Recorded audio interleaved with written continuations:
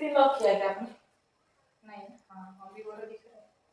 वहीं से तुमको दिख रहा है। हाँ आइयो कौन दिख रहा है? आप चुप। नमस्कार, आज हम बात करेंगे कुडमी ट्राइब्स के बारे में। इनको ऑन पेपर कुडमी कहा जाता है, बट लोकली इनको ना लोग पुकारते हैं कुर्मी के नाम से। तो इसमें कुडमी और कुर्मी में कंफ्यूज नहीं होना है। एक्चुअली क्या है कि जीएस पेपर में ना एक क्वेश्चन ट्राइब से रहता ही है, और मैंने दो ट्राइब्स पे बात की है, इडुमिस्मी और अभी ये कुर्मी, क्योंकि ये न्यूज में है। तो ये झारखंड के आपके राजमहल और जंगल महल क्षेत्र से लेकर के West Bengal, northern West Bengal में, मतलब सीधा समझिए कि झारखंड वाले क्षेत्र में, नॉर्दर्न वेस्ट बंगाल में ये आपके मिलते हैं। नॉर्मली बाई ट्रेडिशन ना ये फार्मिंग कम्युनिटी के लोग हैं, और फार्मिंग ही इनका ट्रेडिशनल पेशा है। और ये इनका जो आप पिक्चर देख रहे हैं ऐसे ही कुछ दिखते हैं, और लोकली ये सरनेम जो यूज करते हैं वो करते हैं महतो। तो मैं क्या बोल रहा था कि इनको ऑन पेपर हम किस नाम से जानते हैं? कुडमी के नाम से। लोकली हम बोलते क्या हैं? तो कुर्मी। और ये सरनेम वगैरह यूज करते हैं नॉर्मली आपका महतो। अब इनके साथ इशू क्या हो गया? ब्रिटिश और कॉलोनियल एरा में ना ये मतलब ब्रिटिश ने जो लिस्ट बनाया था, उन्होंने, याद रखिएगा, पहला on the basis of caste जो हम लोग का सेंसस हुआ था वो ब्रिटिश काल में ही हुआ था। और उसी को लेकर के अभी हाल फिलहाल में आपने सुना होगा, बिहार में तो कास्ट के कोड भी इनलिस्ट हो गए। तो अभी कास्ट सेंसस के लिए बहुत सारी मतलब अपोजिशन पार्टियां बहुत सारी हुआ मचाई हुई हैं। तो इनके साथ प्रॉब्लम, इनके साथ लोचा क्या हो गया है कि पहले ये शेड्यूल ट्राइब में थे, शेड्यूल ट्राइब में थे, अभी इनको शेड्यूल ट्राइब से एक्सपेल्ड कर दिया गया।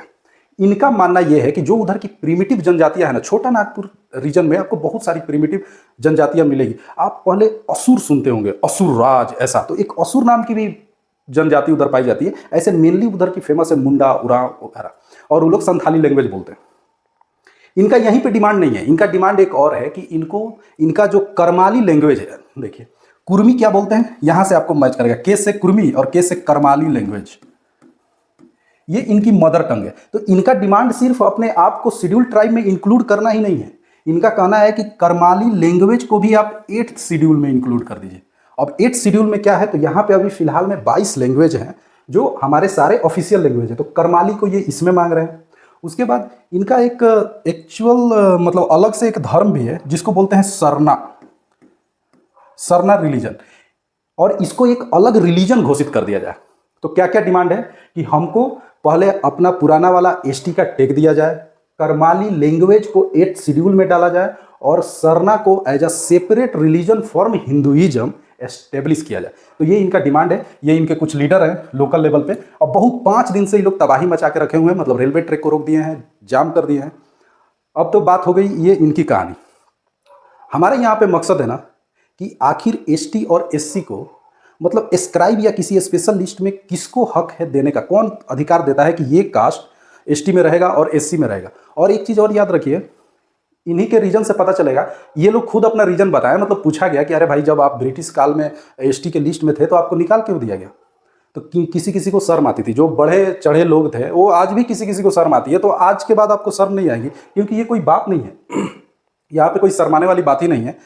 एक्चुअली क्या होता है कि किसी कोई इन्फीरियोरिटी फील करते हैं कि हम जनरल कास्ट में नहीं है, हम शेड्यूल कास्ट में है और शेड्यूल ट्राइब में। अब ये शेड्यूल का मतलब ना एक लिस्ट होता है। देख, शेड्यूल का मतलब ना, इसका मतलब कुछ नहीं होता है, इसका मतलब एक लिस्ट होता है। और वो भी कैसा लिस्ट? कॉन्स्टिट्यूशन का लिस्ट। कॉन्स्टिट्यूशन के लिस्ट में कुछ जातियों के नाम लिखे हुए हैं, तो इनको बोला जाता है शेड्यूल कास्ट। कास्ट मतलब जाति, शेड्यूल कास्ट। और कुछ जनजातियों के नाम लिखे हुए हैं तो उनको बोला जाता है शेड्यूल ट्राइब। तो कुछ हो जाते हैं शेड्यूल कास्ट एससी, और कुछ हो जाते हैं शेड्यूल ट्राइब। तो ये सिर्फ लिस्ट किया गया है। अब कैसे कास्ट को लिस्ट किया गया है? आदिवासी। ट्राइब का मतलब क्या होता है? आदिवासी। और आदि का, अब आदिवासी से भी लोगों को अजीब लगता है, अबे आदि का मतलब होता है शुरुआत में, और वासी का मतलब होता है रहने वाले। तो जो शुरू से इस देश में रहते थे वो है आदिवासी। तो लोग इसको ना थोड़ा इंफीरियर टाइप का फील करते हैं कि हम एसटी हैं तो हम एससी हैं। ऐसा कुछ भी नहीं सोचने का है। गवर्नमेंट ने एक लिस्ट बनाया है जिसको अपने कॉन्स्टिट्यूशन में अलग जगह दिया है। उस लिस्ट को टेक्निकल लैंग्वेज में शेड्यूल कहते हैं। जो हमारा कॉन्स्टिट्यूशन बना था जब, तो उसमें क्या था? 395 आर्टिकल। कितना था? 395 आर्टिकल, 8 शेड्यूल। तो वही शेड्यूल है। तो इसके लिए सोचना नहीं है। तो ये लोग गलती, मतलब इनसे पूछा गया कि आप लोग को निकाल क्यों दिया गया, तो इन्होंने खुद ये कबूल किया कि एक्चुअली कुछ लोग जिनके पास पैसा रुपया था या बहुत सारे खेत थे, एग्रीकल्चरल फील्ड थे, तो वो थोड़ा सा सोसाइटी के अपर लेवल पे थे, तो उन्होंने अपने आप को घोषित कर दिया कि देखिए हम मतलब एसटी वगैरह नहीं है, हम स्वर्ण कास्ट के हैं। तो उन्हीं का अप्रोच था पॉलिटिकल फील्ड में, तो सारे कास्ट को निकाल दिया गया, मतलब पूरे कुर्मी समाज को एसटी से निकाल दिया गया कि आप लोग तो बढ़े चढ़े हैं और ये अपने आप को क्षत्रिय वगैरह राम के भी वंशज मानते हैं। तो इस तरह से इनकी कहानी है। लेकिन हमको ये जानना है कि आखिर शेड्यूल कास्ट और शेड्यूल ट्राइब को नोटिफाई कौन करता है? तो सिर्फ एक आदमी जो पहाड़ी पे बैठे रहते हैं, प्रेसिडेंट। प्रेसिडेंट कोई भी नहीं कर सकता, कोई भी नहीं कर सकता कि कौन कास्ट शेड्यूल होगा, कौन कास्ट शेड्यूल ट्राइब होगा, कौन कास्ट एसटी होगा, कौन सा एरिया शेड्यूल ट्राइब का एरिया होगा, कौन सा एरिया शेड्यूल कास्ट का एरिया होगा। एरिया और प्लस कास्ट कौन नोटिफाई करता है? प्रेसिडेंट। तो प्रेसिडेंट नोटिफाई करते हैं, ये क्या करते हैं? नोटिफाई करते हैं। कहां से नोटिफाई करेंगे? ये घूम करके थोड़ी नोटिफाई करेंगे। तो उस स्टेट का एक छोटा राष्ट्रपति बैठता है हर स्टेट में, जिसका नाम है गवर्नर। तो गवर्नर को देंगे उधर के मुख्यमंत्री रिपोर्ट। गवर्नर जो है वो प्रेसिडेंट को देगा, प्रेसिडेंट डिमांड भी कर सकते हैं और प्रेसिडेंट सिर्फ नोटिफाई करेंगे। नोटिफाई से ये पार्लियामेंट में बात आएगा। देख लो कितना कीमती है शेड्यूल कास्ट और शेड्यूल ट्राइब, ऐसे ही कोई नहीं बन जाएगा। पार्लियामेंट में ये बात आएगा और पार्लियामेंट फाइनली रेटिफाई करेगा, फाइनली रेटिफाई करेगा कि यस ये कास्ट डिजर्व करती है शेड्यूल कास्ट या शेड्यूल ट्राइब बनने के लिए। मैं फिर से बोल देता हूं, देखिए राष्ट्रपति घूम करके देखने नहीं आएंगे।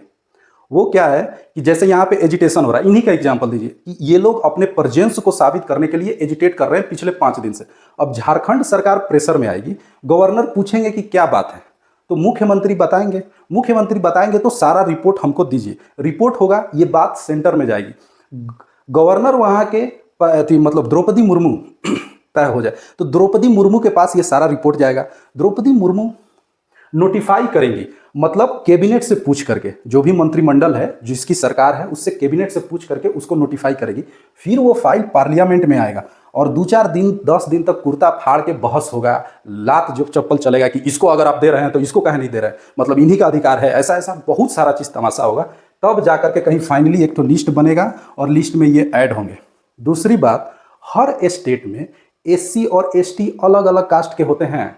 मतलब मेरा कहने का मतलब है कि अगर कोई बिहार में एससी है, मतलब शेड्यूल कास्ट है, तो हो सकता है किसी और स्टेट में वो एसटी हो। ये जरूरी नहीं है कि एक जगह जो एसटी होते हैं वो दूसरे जगह भी एसटी होते हैं, हो सकता है उधर वो जनरल हो। बात को समझ रहे हैं ना? क्योंकि आपके पॉपुलेशन और नंबर पे भी ये डिसाइड किया जाता है, इसका बहुत सारा पैरामीटर है।